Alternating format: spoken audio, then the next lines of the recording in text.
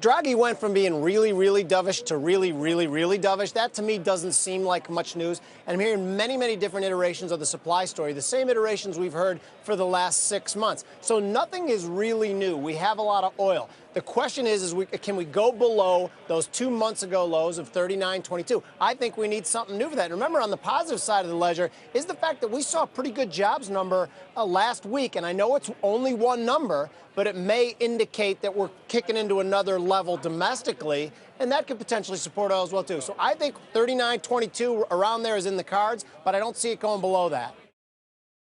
Is the Fed has created an enormous amount of confusion because trying to be transparent, it really has led to a lot of misunderstanding about what the Fed wants to do, what exactly the metrics are that it's looking at. Now, of course, the jobs report on Friday solidified the view that the Fed will act in December. But this is the beginning of really a re-rating process as investors and market participants process that it's most likely we're most likely to see a rate hike. We have six Fed officials who are speaking today. Maybe that will clarify things, or if they're all speaking, let's say, with the same tongue. Yeah, well, Joe's a super fan of The Walking Dead. I like to say, fear the talking Fed.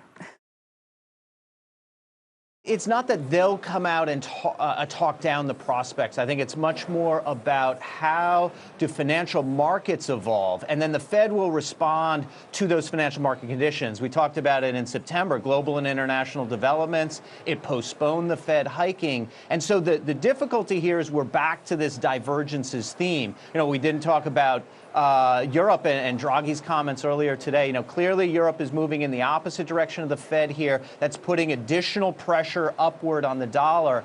And the impact of that in terms of what it does to financial markets and confidence effects, that's the transmission mechanism back into the U.S. That's what's going to limit the Fed. They won't speak about it explicitly, but they're going to be reactive to how financial markets react.